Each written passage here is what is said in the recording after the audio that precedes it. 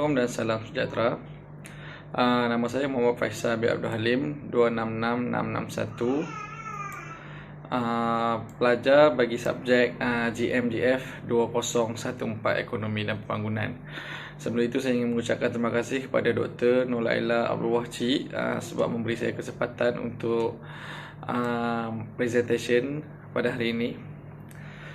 Okey, tugasan individu yang telah saya buat adalah ancaman sekuriti makanan di Malaysia. Okey. Pengenalan. Salah satu daripada keperluan asas manusia dan masyarakat adalah makanan.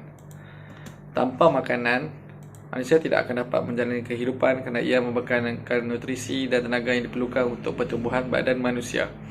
Makanan yang baik bukan sahaja diambil kira sebagai kandungan zat yang ada di dalam makanan tersebut, tapi aspek segi kebersihan dan halal turut perlu diberi penekanan.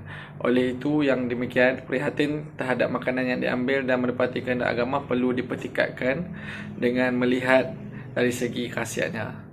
Kekurangan bekalan makanan menyebabkan berlakunya krisis makanan. Ia menjadi isu gentar yang dihadapi oleh kebanyakan negara di seluruh dunia termasuk negara-negara Islam dan Malaysia. Isu krisis makanan ini bukan sahaja menjadi satu isu remeh yang perlu dibiarkan begitu saja, akan tetapi kerana ia merupakan isu yang berkaitan dengan sekuriti makanan manusia. Apa yang membimbangkan, krisis makanan yang menimpa dunia masa ini melibatkan bekalan makanan ruji seperti beras, gandum, bijirin dan jagung yang menjadi asas kepada setiap individu di dunia ini. Baik, seterusnya saya ingin membentangkan tentang konsep sekuriti makanan. Sekuriti makanan merujuk kepada kewujudan bekalan makanan dan kemampuan untuk memperolehinya. Sekuriti makanan wujud apabila semua manusia pada bila-bila masa memperoleh makanan berkhasiat secara mencukupi.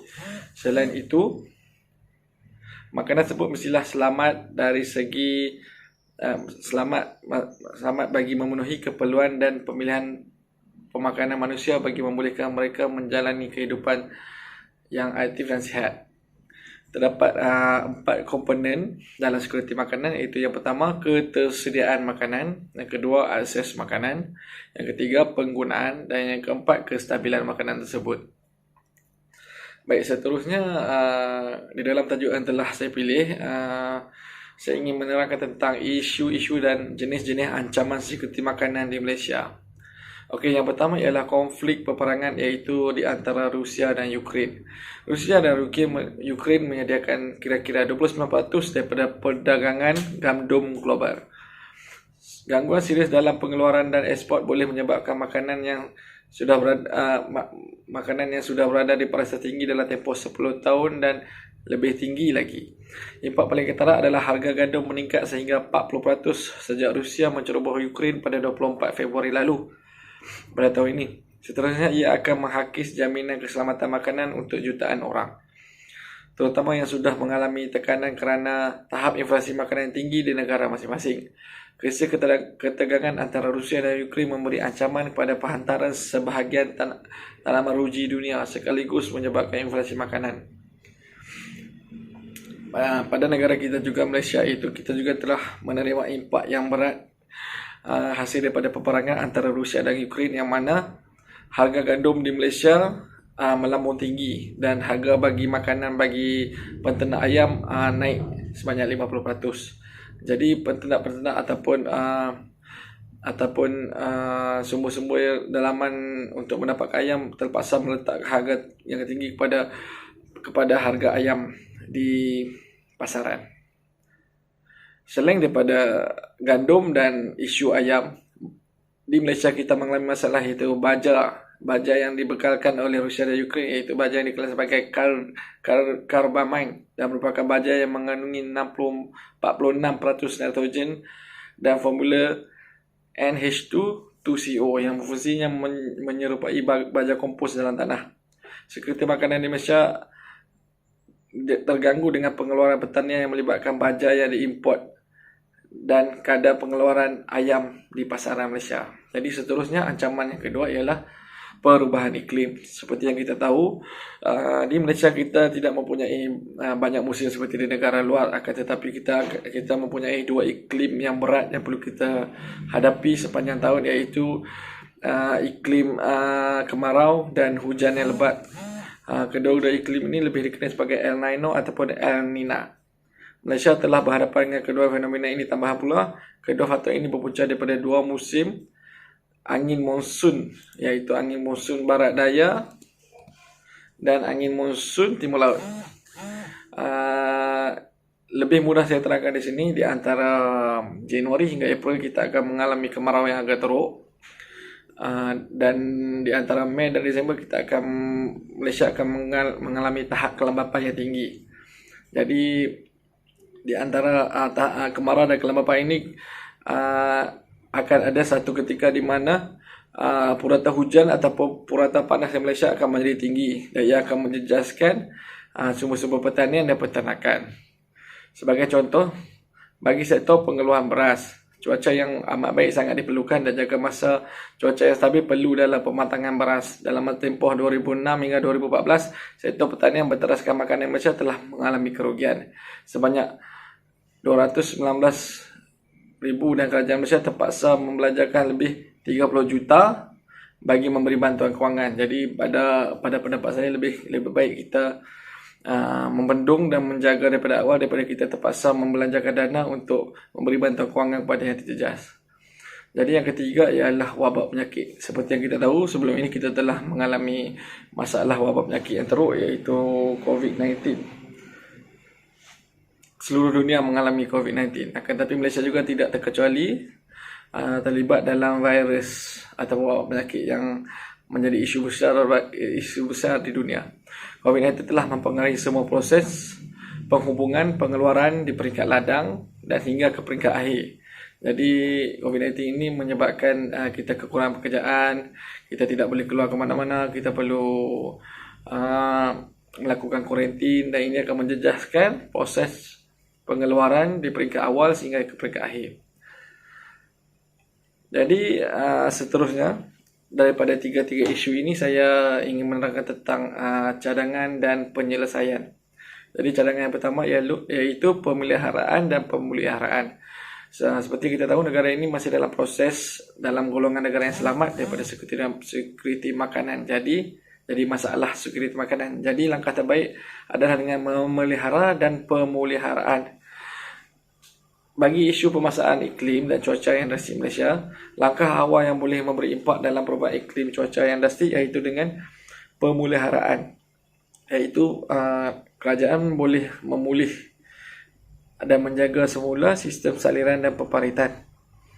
Seperti yang kita tahu, ladang-ladang ataupun dalam sistem pertanian kita memerlukan saliran yang baik. Dan apabila berlaku satu fenomena El Nino, yang mana purata hujan akan meningkat dan akan memberi kesan seperti banjir besar kepada pertanian.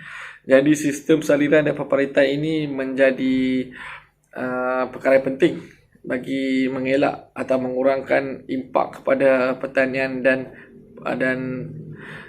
peternakan. Selain itu, pemeliharaan dan pemeliharaan ini juga berkesan untuk mengurangkan ataupun meningkatkan kesuburan tanah. Jadi bagi sektor pertanian, kita memerlukan kesuburan tanah yang tinggi. Jadi dengan sistem pemeliharaan dan pemeliharaan ini kita boleh meningkatkan kesuburan tanah. Sebagai contoh, tadi saya berikan sebagai contoh pembuangan sampah pepejar yang sukar dilupuskan. Jadi pembuangan sampah ini kita memerlukan masa berjutaan tahun untuk kita lupus ataupun kita hilangkan. Akan tetapi jika kita melakukan teknik kita semula, ini dapat mengurangkan faktor kesuburan tanah yang rendah. Jadi bila kita aturkan sistem pepejal yang sukar dilupuskan ke tempat yang betul, jadi pepejal yang sukar dilupuskan ini tidak akan kembali ke tanah dan ia akan meningkatkan tahap kesuburan tanah. Jadi seterusnya iaitu meningkatkan sumber dalaman. Okey, seperti berbalik kepada masalah Rusia dan Ukraine sebentar tadi, kita telah mengalami masalah yang teruk disebabkan kebergantungan kita kepada sumber negara luar seperti gandum, minyak. Jadi cadangan dan penyelesaian awal pihak kerajaan boleh menubuhkan atau meningkatkan sumber dalaman. Sumber dalaman yang mana bajet ataupun dana yang besar boleh diselamatkan dengan melahirkan penternak ataupun petani muda bagi mengeluarkan sumber dalaman yang sendiri seperti gandum, beras, dan kita boleh mengeluarkan gandum beras dalam jumlah yang besar bagi menampung makanan ayam, dan kita juga boleh mengawal harga ayam kita sendiri. Jadi seterusnya, penyelesaian yang seterusnya ialah dasar pembangunan negara. Seperti kita tahu, berkaitan dengan subjek ini adalah subjek pembangunan. Jadi kerajaan memainkan peranan penting dalam pembangunan negara. Jadi bagi meningkatkan pembangunan ekonomi negara, kita perlu menjaga sektor seperti makanan ini. Jadi secara asasnya kejayaan mengawal ancaman sekuriti makanan ialah berpunca daripada keberkesanan sesebuah negara mengutamakan sekuriti makanan. Jadi Pelan Tindakan Dasar Sekuriti Makanan 2021 hingga 2025 telah dibentuk bagi persediaan awal dalam menghadapi ancaman sekuriti makanan. Jadi beberapa perkara yang dipertekankan dalam dasar pembangunan negara ini ialah kerjasama antara kerajaan persekutuan dan kerajaan negeri bagi memperkasakan sekuriti makanan negara dengan melaksanakan dan meningkatkan keluasan tanah untuk pertanian, khususnya tanah milik negeri untuk diwatakkan sebagai tanah pertanian ataupun tanah rizab di bawah Seksyen 62 Kanun Tanah Negara, dan kemudian memajakkan tanah itu di bawah Seksyen 63 Kanun Tanah Negara untuk tempoh-tempoh sekurangnya 10 hingga 21 tahun. Jadi ini adalah persediaan awal negara untuk mengelakkan ataupun membekalkan makanan secukupnya dalam tempoh 2021 hingga 2022. Jadi secara kesimpulannya, secara keseluruhannya, ancaman-ancaman ini berkaitan dengan makanan dan akan menjadi besar jika tidak dikawal atau diambil oleh kerajaan maupun individu dalam membendung ancaman ini. Kerajaan telah merancang dan melaksanakan pelbagai inisiatif bagi memperkasa jaminan keselamatan bekalan makanan. Namun, sistem pemakanan tempatan memerlukan transformasi yang efektif daripada beberapa aspek yang utama seperti penggunaan teknologi, pembangunan modal insan dan pemilihan bidang fokus pembelajaran negara yang tepat. Transformasi ini adalah penting untuk memastikan sistem rantaian makanan adalah selamat, menyeluruh, lestari, efisien, bernutrisi, berdaya tahan dan menghadapi cabaran masa depan yang akan datang. Baik, sekian saja daripada saya. Sekian, terima kasih.